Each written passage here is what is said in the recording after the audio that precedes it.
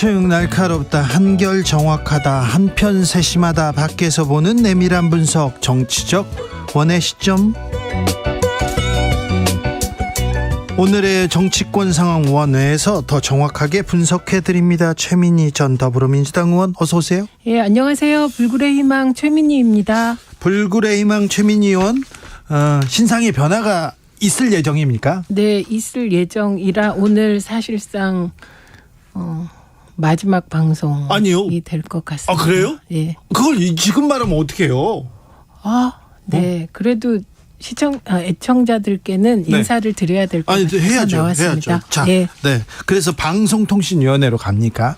일단 민주당 추천 방송통신위원 후보입니다. 네. 방송위원이 지금 몇 명이죠? 일단 방통위원은 5명으로 구성됩니다. 그러면은 여당 몫이 3명, 네. 야당 몫이 2명. 네. 그래서 민주당에서 최민희 의원을 추천했군요. 예, 야당 추천목 안영환 의원이 국민의힘 추천이에요. 네. 그런데 국민의힘 추천될 때 야당 몫이었어요. 네. 그래서 민주당이 추천 절차를 진행해서 네. 저를 후보로 추천했습니다. 네, 그렇습니까? 그래서 오늘 방송 마지막이라 인사드리고요. 그동안 불굴의 희망 최민희를 응원해 주셔서 정말 고마웠습니다. 응원하는 사람들 많은데 또 이현주 의원도 막 응원하는데 근데 방송통신위원회 위원입니다. 방송위원은 5명인데 네. 차관급이죠. 네. 네. 그런데 방송통신위원장 구속영장 청구됐잖아요. 근데 그 부분은 제가 들어가서 정확한 사실을 좀 더 파악해 봐야 되겠습니다만 네. 핵심 단어는 TV조선이 재승인 심사를 지난번에 받을 때 한상혁 위원장이 점수 조작을 지시했느냐, 암묵적으로 알고 있었는데 방치했느냐, 이게 핵심인 것 같더라고요. 예. 그런데 한상혁 위원장은 그런 사실이 없다. 예. 예, 그리고 지난번 검찰 수사 과정에서도 그런 질문이 없었다라고 페북에 밝히셨더군요. 네. 예. 지난번에 이현주 의원도 방통위원장 그리고 다른 산하단체장에 대해서 검찰이나 감사원이 계속 압박하고 이렇게 몰아붙이는 거 굉장히 위법적인 사안이 될 수도 있다, 이렇게 지적하셨지 않습니까? 일단 2008년 정현주 사장이 KBS에서 쫓겨날 때 상황이 재현되는 것이 아닌가, 이런 우려가 큽니다. 네. 그래서 방송통신위원회가 공영방송 이사를 선임하게 돼 있어요. 예. 공영방송 이사들이 KBS든 MBC든 EBS든 사장을 뽑습니다. 그러니까요. 그러니까 핵심은 방송통신위원장이라기보다 저는 정현주 사장을 KBS 사장에서 해임시켰던 것처럼 KBS 사장이나 공영방송 사장을 바꾸는 게 목표가 아닌가, 그렇게 생각합니다. 네. 그래서 사실은 정현주 사장은 제가 보기엔 말도 안 되는 배임 혐의로 그때 사장에서 물러나게 됐고요. 그리고 4년 동안 법정 투쟁을 해서 결국은 무죄 판결 받았습니다. 무죄 받았죠. 4년 후에. 네. 그러니까 다시 KBS 사장으로 복귀하지 못했습니다. 네. 그리고 그 과정에서 KBS 이사였던 신태섭 교수가 네. 학교 측 등등이 제가 보기엔 그것도 좀 말도 안 되는 이유로 해임된 일이 있었죠. 네. 네. 이제 어디서 불굴의 희망 듣습니까? 박지수님 그렇고요. 가윤아님께서 최민희 의원님 화이팅입니다. 불굴의 희망은 영원합니다. 얘기하는데요. 그런데 국민의힘에서 최민희 의원 막 반대한다고 막 이렇게 목소리 높이더라고요. 근데 그 반대의 이유를 제가 오늘 기사를 통해서 본 겁니다. 네. 그런데 중요한 것은 이건 민주당 추천목입니다. 네. 예, 민주당 추천목이기 때문에 네. 민주당적 방송 마인드를 네. 가진 사람을 추천하는 게 상식입니다. 그러니까요. 편파적이다 이렇게 얘기하는데 국민의힘에서는 그 전에 국민의힘 추천으로 김효재 전 청와대 수석과 그다음에 안영환 의원 전 의원 이렇게 네. 추천했었죠. 그래서 민주당에서는 최민희 의원 이렇게 얘기하는 거고요. 네, 그래서 저를 이제 국민의힘 기준으로 편파적이라고 하신다면 네. 저는 민주당 출신 국회의원입니다. 전직. 네. 네, 그런데 그렇다면 안영환, 김효재 두 전직 국힘 쪽 국회의원도 역시 편파적인 것이죠. 네. 그래서 오히려 저보고 뼛속까지 편파적이라고 하셨는데 저는 뼛속까지 민주당 쪽 민주진보 진영 개혁의 시각을 가지고 있습니다. 네. 네. 이현주 전 국민의힘 의원, 최민희 파트너 최민희 전 의원은 네. 오늘이 마지막 방송이에요. 와, 그러니까요. 너무 아쉬워요. 네. 근데 더 좋은 거죠?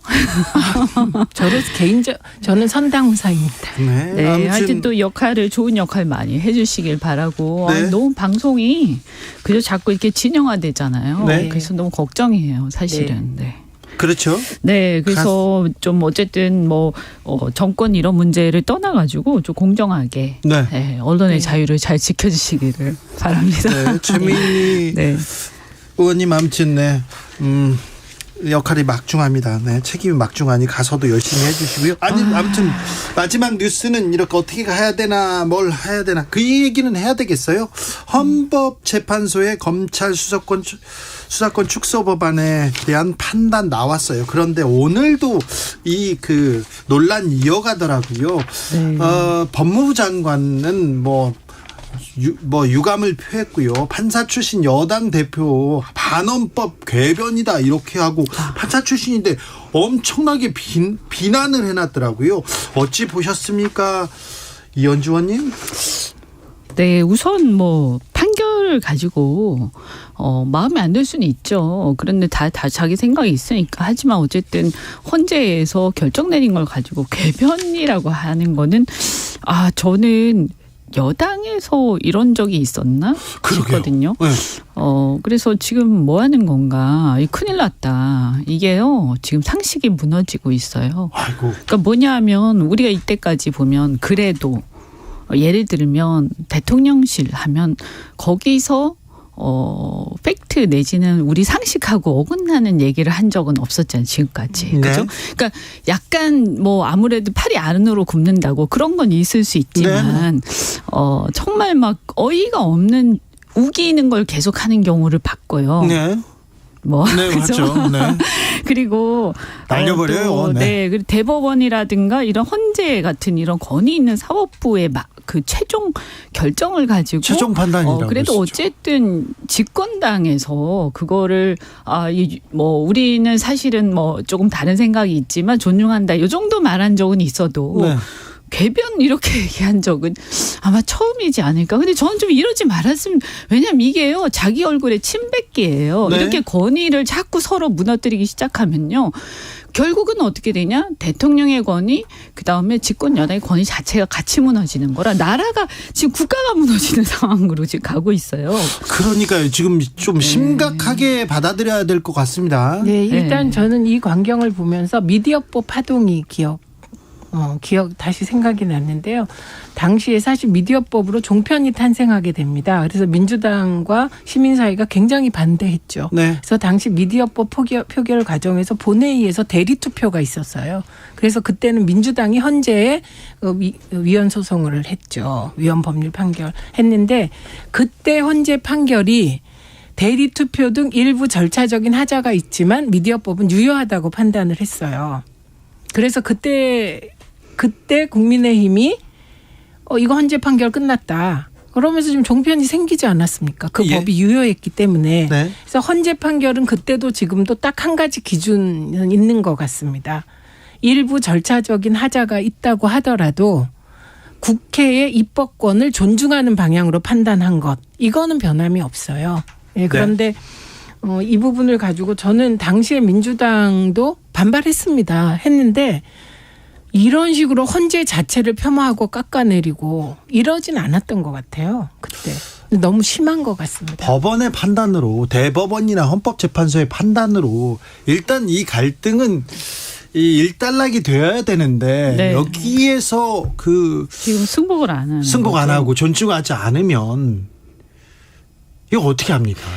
그러니까 이게 이런 거잖아요. 어쨌든 다수당이 의회에서 주도를 해서, 네. 법을 하나 통과를 시켰단 말이에요. 네. 그러면 이게 어떻게 다 마음에 들겠어요. 네. 근데 우리가 다수결의 원칙이라는 게 민주주의의 대원칙이잖아요. 예. 그리고 국민들이 어쨌든 마음에 들든 안 들든 국민들이 그런 국회를 구성을 했던 거잖아요. 네. 그러면 그 국회의 의결을 존중해야 되는 거예요. 그리고 헌재 이번 결정은 이 과정에서 약간의 어떤 그 상임위 단계죠. 거기에서 조금 눈살 찌푸린 일이 있었지만 그렇다고 해서 국회 본회의 자체의 의결 자체를 무효로 돌릴 정도는 아니다라고 얘기를 하는 거고요. 그러면 그게 이제 법원의 헌재의 결정이고 그것은 또 나름대로 논리적으로 타당성이 있죠.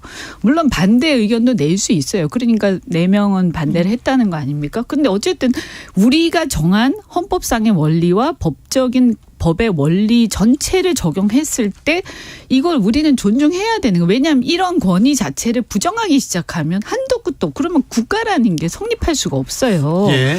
그래서 그거는 존중을 해야 되는 거예요. 그럼 일단 마음에 안 들더라도 법원의 결정을 존중하고 여기에 맞춰서 사실 더 나아가서 국회의 의결, 그러니까 국민들의 대표기관 헌법기관인 국회가 그렇게 했고 그것을 헌재가 효력을 인정을 한 거기 때문에 사실 문제는 뭐냐면 그럼 이제 시행령으로 검수 원복을 하겠다고 지금 했잖아요. 근데 이거는 어떻게 보면 이 전체 취지에 반하는 상황이 된 거예요. 예. 그러니까 만약에 이걸 뒤집고 싶으면 잘해서 그 총선에서 이기면 되는 거예요. 총선에서 다수당이 되는 수밖에 없는 거예요. 근데 자꾸 이런 식으로 하면 국민들이 봤을 때 저 당이 다수당이 될 만한 어떤 모티베이션이 국민들한테 생기겠습니까? 저 당이 우리가 충분히 밀어줘도 나중에 다수의 어떤 그런 그것을 가지고 이것을 완전히 형해화시키는 국민들 다수의 뜻을 형해화시키는 그런 걸 하지 않겠다라고 믿을 수 있어야 되는 거잖아요.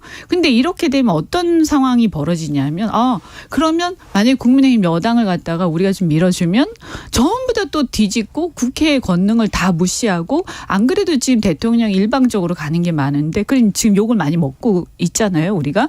그런데 이걸 다 그냥 독선적으로 가겠구나 하는 오히려 그런 경각심을 국민들한테 불러일으킨다고요. 그래서 저는 이거는 총선 전략으로 보더라도 전혀 바람직하지 않고 도대체 국민들의 뜻 자체를 존중하지 않고 이렇게 계속 가면 그 권위를 무너뜨리면 어떻게 하자는 거냐 이런 생각이 들어요. 네, 여기까지 듣겠습니다. 이 문제에 대해서는 저 2부에서 더 자세하게 시간을 두고 얘기합니다. 네. 대통령실 외교 안보 라인이 조금 개편됩니다. 이문희 대통령실 외교비서관 한미 정상회담 앞두고 교체됐습니다. 얼마 전에 일본 방문을 앞두고서는 김일범 의전비서관 교체됐는데요. 이거 어떻게 봐야 됩니까? 이거는 여당 내에서 조금 긴장하고 봐야 될 부분이 있는 것 같아요. 왜냐하면 지금 김일범 대통령실 의전비서관이나 이번에 사퇴한 분들이 다 외교 전문가들이세요.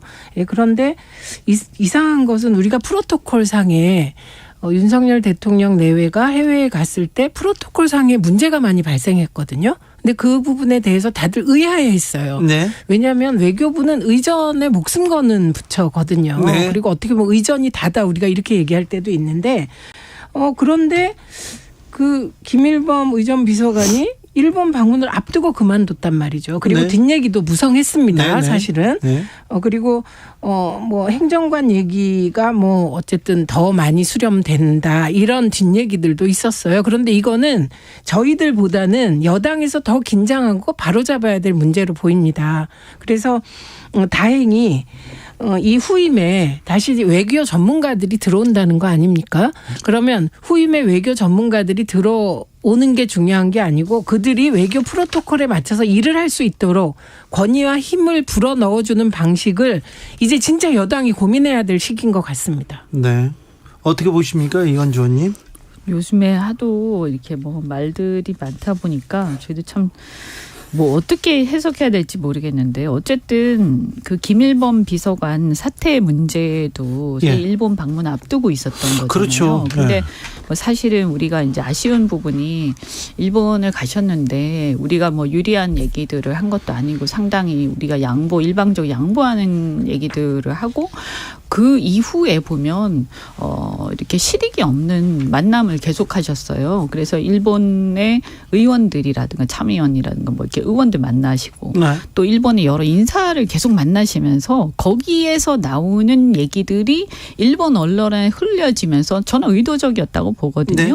그래서 우리한테 전혀 유리할 게 없는 아젠다들이 의제상에 있었던 것처럼 이것이 일본 언론을 통해서 전 세계가 알게 돼버린 거예요. 계속 나왔죠. 독도 문제, 그렇죠. 위안부 문제, 그다음에 수산물 문제 이게 나왔죠. 이제 어떤 의미가 있느냐. 그냥 뭐 말을 흘린 거니까 그냥 일본 의원들이 그렇게 하나 보다, 일본 정치인들이 그렇게 하나 보다, 이 문제가 아니고요.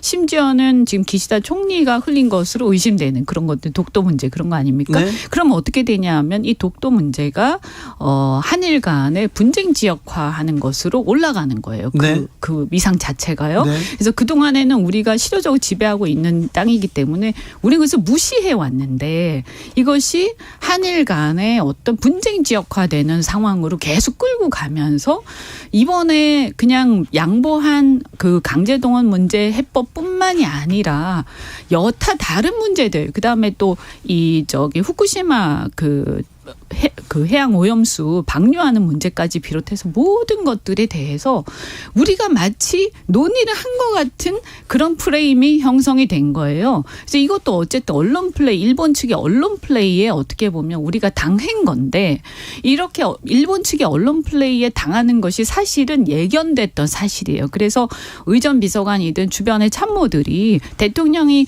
그 의제 자체에 대해서도 충분히 양보를 하고 오는 상황에서 더 이상 다른 사람들을 만나서 일본 내에서 그것이 언론 플레이에 이용이 되고 하는 것을 당하지 않도록 더 다른 일정을 잡지 말았어야 되는 거예요. 네. 빨리 하고 돌아왔었어야 되는데 이번에 굉장히 많은 실수를 한 거예요. 근데 이것은 제가 뭐 잘은 모르겠습니다만 이 의전 비서관 사태하고 이렇게 내부가 이렇게 되다 보니까 이 참모나 주변에서 조언하고 지원해주는 이 역량들이 굉장히 부족했다. 네. 그래서 거의 주먹구구식으로 갔다가 완전히 당하고 지금 언론 플레이도 당하고 그렇게 온 거예요. 이게 너무 지금 상황이 심각하고 저는 이렇게 가면 큰일 난다. 근데 이미 큰일 났어요, 사실은. 너무 아쉽죠. 왜 이렇게 하는가.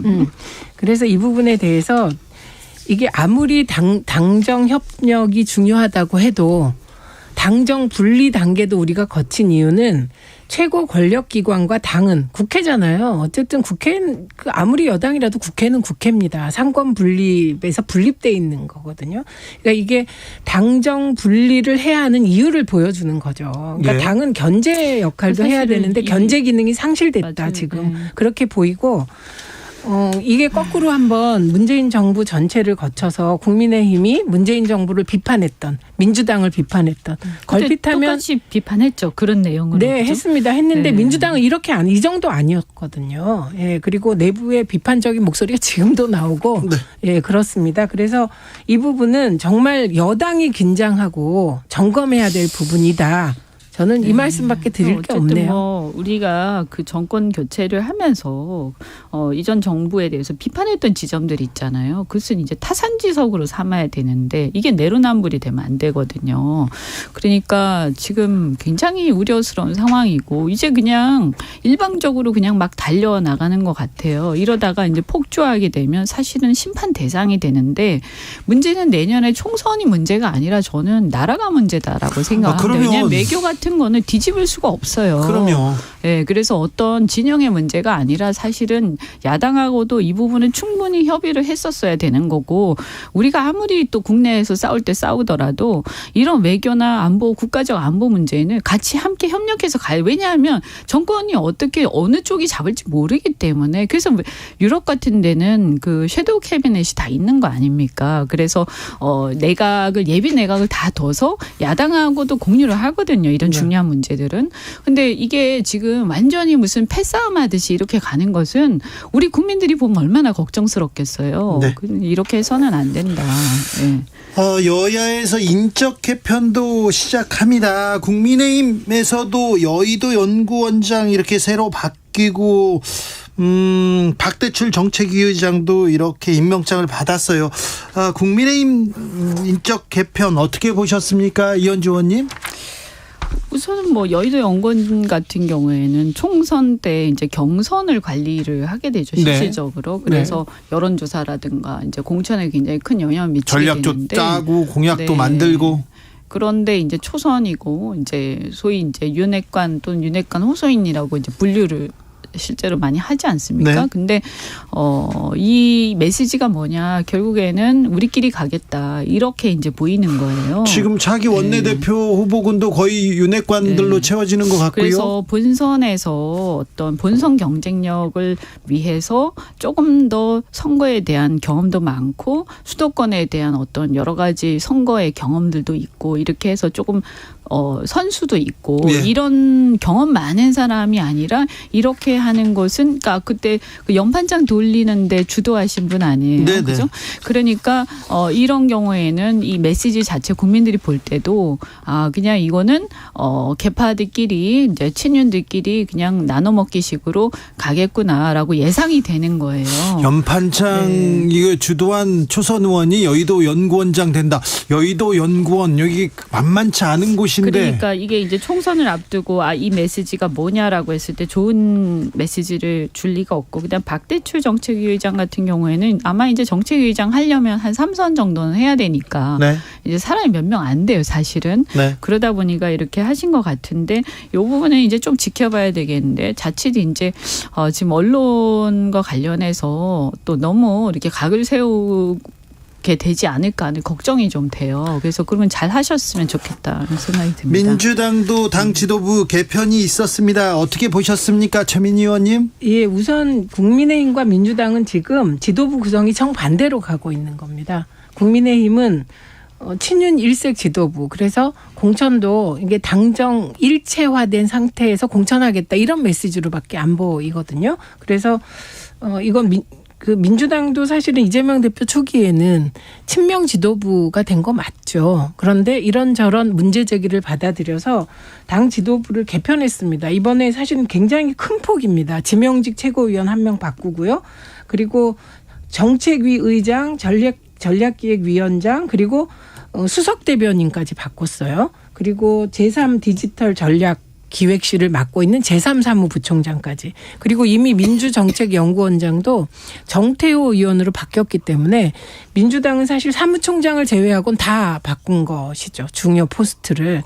근데 과연 이것이 시너지를 낼지 이게 다른 잡음이 낼지는 지켜봐야 될 것 같습니다만, 일단 이재명 대표는 어쨌든 화합, 탕평, 그리고 총선 준비로 가겠다 이런 메시지를 분명히 한 것으로 보입니다.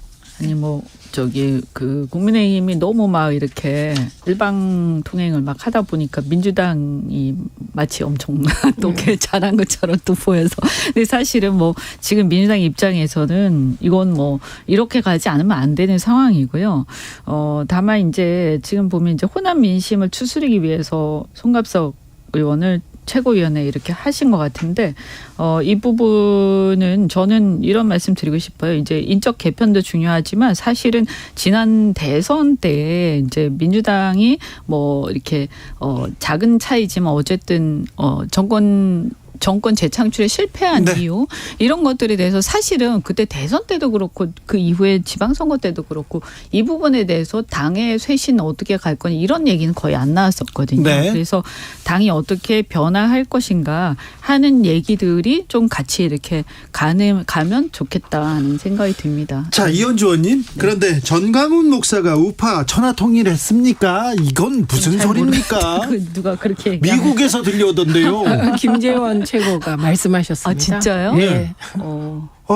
저 지금 체험 듣는 얘기라서. 전광훈 목사가 작년부터 그 전에도 그랬는데요. 미국에 이렇게 드나들면서 거기에서 우파 세력들을 규합하고 거기에서 부흥회도 하시고 또 정치인도 만나고 그러더라고요. 그런데 우파 천하통일 이건 이건 어떻게 받들어야 됩니까? 태극기 세력을 통일했다 이런 취지인가요? 아닌 것 같은데요. 글쎄요. 이게 저는 우파 천하 통일했다. 이건 되게 추상적인 말이잖아요. 이건 영향력이 크다. 영향력이 매우 크다 이 얘기예요. 진짜 큰 것 같아요. 그러면 그 영향력이 매우 크다를 왜 김재원 수석이 얘기를 했을까 생각해 보면, 그러니까 그건 조금 김재원 최고가 수석되는 과정에서 도움을 받았다는 뜻인가? 이렇게밖에 해석이 안 되죠. 그러니까 국민의힘 경선 과정에서 정광훈 목사의 영향력이 컸나?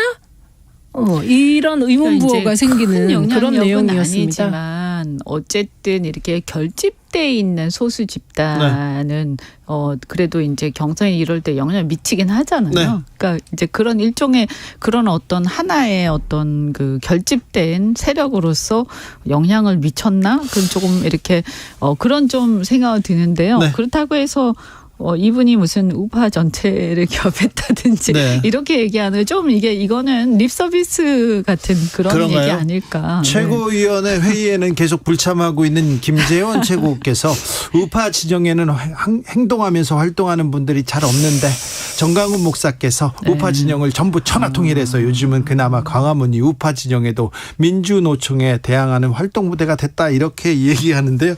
이것도 어떤 속내인지 나중에 또 시간을 갖고 얘기해 보겠습니다. 정치적인 발언들은 또 이렇게 좀 과장되는 경우가 많으니까요. 네. 앞에서 뭐 축혀 세울 수도 있었는데 왜 정광훈 목사를 국민의힘 최고위원께서 이렇게 축혀 세워야만 하는지에 대해서도 좀 물어보겠습니다. 제가 취재해가지고요. 두루두루 물어봐가지고 제가 말씀드릴게요. 이거 하나 얘기하고 넘어가자고요.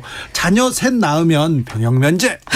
자녀 셋 낳으면 증여세 면제. 이건 어떻게 받아들여야 됩니까? 아니 근데 그게 아직 확정된 건 아니죠. 아니 이게 아이디어라는데 그게 저는 조금 놀라워서요. 아니 저는 사실 아이를 어쨌든 출산하는 주체가 누굽니까? 어쨌든 엄마잖아요. 엄마. 여성이죠. 근데 여성으로서 이게 너무 불쾌해요. 아니 그러니까 자녀 셋 낳으면은 남편만 면제예요. 이거 뭐예요? 그거 구체적으로 그런 걸 떠나서 무슨 여성이 무슨 애 낳는 그런 물론 이런 생각으로 하신 건 아니겠지만 그렇게 들릴 수 있어요. 그래서 굉장히 여성들한테 모욕적으로 들릴 수도 있고요. 그렇죠. 그리고 이 사고가 틀렸어요. 이게 저출산의 이유가 뭔지를 전혀 이해를 못 하고 있구나. 정말 사람을 그러니까 우리가 젊은이들이 결혼을 잘 안 하고 출산을 기피하는 이유의 가장 근본적인 거는 희망이 없기 때문이거든요. 희망. 근데 좀 더 이렇게 근본적인 문제예요. 우리 사회에. 그런데 이거를 이렇게 마치 뭐 이렇게 딜해가지고 굉장히 이거는 우리 젊은 지금 출산 어떻게 보면 출산을 보이콧 내지는 뭐 하고 있는 그런 셈인데 너무 희망이 없으니까 이분들에 대한 이건 굉장히 기분 나쁜 얘기가 될 수 있다. 이런 태도는. 그 저출산이란 단어를 저출생으로 바꿔야 된다. 네, 저출생. 지금 이제 이현주 전 의원님이 말씀하신 여성이 무슨 출산의 도구냐. 이런 질문에 대해 그래서 용어를 저출생으로 바꿔야 하고 지금 그 구체적으로 들어가 보면 정말 이상한 건데 이게 자녀 셋을 낳고 아빠가 30살 이전에 자녀 셋을 낳아야 군대 안 가는 겁니다. 네. 대학 졸업하고 그러면 4년 5년 안에 현실성도 거의 없는. 집중적으로 열심히. 현실성도 거의 없는. 예, 그러니까 현실성이 없다 이 말씀을 드리고 증여세 면제는 그럼 일정 이상의 재산이 없는 집의 자녀는 해당이 안 되잖아요. 네. 예, 그래서 우선은 이런 게 왜 나오냐면 굉장히 또 저출생 문제가 심각하다. 그러면 대책을 세워야 된다. 그러면 대책 세울 때 제일 먼저 뭘 해야 돼요? 수요자들과 만나야 되잖아요. 대상들과. 그런데 만나지 않고 관념적으로 대책이 나오기 때문에 이런 일이 벌어지는 겁니다. 그래서 그러고 나서 이제 수습하기 바쁜 거예요. 그래서 진짜 저출생 문제를 해결하고 싶으면 저는 여성들과 만나고 청년들과 만나야 된다고 생각합니다. 이걸 여야가 따로 만나는 게 아니라 여야가 국회에 진짜 이거야말로 사회적 합의기구를 만들고 집중적으로 그 나이 당사자들 청년들을 만나서 대책을 수립해야죠. 그래서 제가 요 대책 나오고 청년들을 좀 만났어요. 제 딸 나이가 바로 요 나이라. 그랬더니 깜짝 놀라는 거예요. 자녀 셋 부부는 지금 하나도 생각하지 못하고 그 전에 결혼도 못하고 있는데 하기 힘든 상황인데. 그래서 점점 정치가 멀게 느껴진다. 이러면요. 진짜 우리 청년들이요. 어떻게 보면 오히려 애 안 낳는 게 이런 사회에서는 이게 애 안 낳을 수밖에 없겠구나. 네. 지금 이런 얘기가 나오는 사회에서 어떤 희망을 가지고 결혼을 하고 출산하겠습니까? 그러니까 지금 근본적으로 저는 철학적 고민 다시 해야 되는 상황이 아닌가 하는 생각이 듭니다. 최민희 의원님께 여쭤보겠습니다. 주말이었습니다. 주말에 이재명 민주당 대표가 개딸, 소위 개딸로 불리우는 사람들이 비명계, 반명계 의원들 공격하고 그러는 부분에 대해서 강력한 경고를 보냈습니다. 네. 저는 뭐 이재명 대표 입장에서는 지금 탕평과 화합 쪽으로 가야 하니까 그런 메시지 낸 것 같습니다. 근데 오늘 개딸들이 어떤 일을 했냐면 그날 문제되는 집회에 개딸이 없었다. 개딸은 사실은 20대에서 30대 초반의 젊은 여성들 얘기하는 거거든요. 개혁의 딸.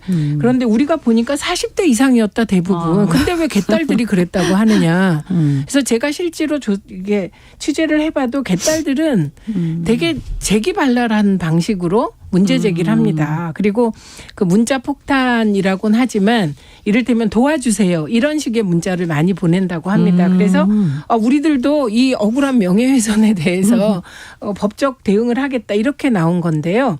저는 기본적으로 지지자를 대하는 정치인의 자세는 노무현 대통령 말에 답이 있다고 생각해요. 농부는 밭을 탓하지 않는다. 그리고 적극적인 정치 활성화된 그 지지자들에 대해서 사실은 정치인들이 때로 칭찬받고 때로 비난받는 건 숙명 아닙니까? 숙명이죠. 정치인들의. 네. 그래서 이게 기본이고 그러나 저는 기준이 예를 들면 욕설을 하거나 뭐 인격을 훼손하거나 이런 문자는 자제하자. 네, 거짓으로 또 누구를 비방하는 거는 그것도 해서는 절대 안 되죠. 된다. 그리고 예를 들면 특정 원내대표에 출마했는데 그 사람은 안 된다는 시위를 하는 것도 저는 사실 조금은 무리라고 생각합니다. 그래서 이재명 대표가 사실 지금 민주당의 열성 지지자들이 생각해야 될 거는 리더십도 중요하지만 지금 정말 팔로우십이 중요한 때다. 이런 말씀 드리고 싶습니다. 이현주 의원님.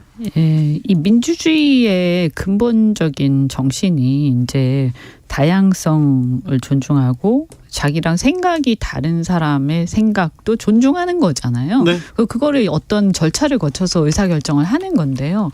이 과정에서 자신하고 생각이 다르다고 해서 이렇게 어쨌든 이것을 막 폭력적 방식 내지는 어떤 압력 이런 걸 통해서 해결하려고 하는 것은 굉장히 반민주적인 거죠. 그래서 민주주의 이걸 가지고 지금 국민의힘이나 또는 우리 그 윤석열 대통령을 굉장히 비판을 많이 또 하고 있고 또 사실은 저는 비판받을 만한 부분이 있다고 생각을 해요. 네. 그런 만큼 또 야당에서 내부적으로 이런 모습을 보이지 않도록 좀 조심할 필요가 있다. 네. 네. 그리고 사실 이렇게 막 너무 심하게 그거 하면요. 반발심 생기거든요. 그렇죠. 역효과 나요. 네. 사실. 사실은 이재명 대표가 그러지 않는데 내가 이재명 대표를 지지하면서 이렇게 다니잖아요. 네. 지지자가 싫어서 더 싫다 이렇게 하는 사람도 있어요. 사실은 저는 노사모 노무현 대통령을 존경하기 전에 노사모를 더 좋아했어요. 노사모가 그때 전개한 그 팬클럽 방식이 되게 긍정적인 메시지. 매우 품이 있었죠. 네, 그리고 품위도 있었고 그리고 다른 사람 배척하지 않았어요. 그리고 지금 팬덤 하는데 사실 연예인 팬덤의 일대 금기사항이 뭔지 다 아시잖아요. 다른 연예인을 비판하지 않는 거예요. 내가 그렇습니까? 좋아하는 사람만 좋아하는 거예요. 왜냐하면 팬덤끼리 서로 비판하기 시작하면 내 팬덤을 못 지키잖아요. 그건 몰랐네. 그러니까 네, 그렇습니다. 금도가 있군요. 네, 금도가 그겁니다. 정치가 좀 이렇게 포지티브하게 네. 좀 가야 된다. 그렇죠. 지금 저는 대통령도 지금 자꾸 갈라치기해서 좀 걱정스럽고 네. 저도 비판 많이 하는데 네. 이럴수록 야당에서도 좀 대안적 모습 보여주셨으면 좋겠다. 네네. 아무튼 그 사람의 품격이 그 사람 주변 사람 그리고 네.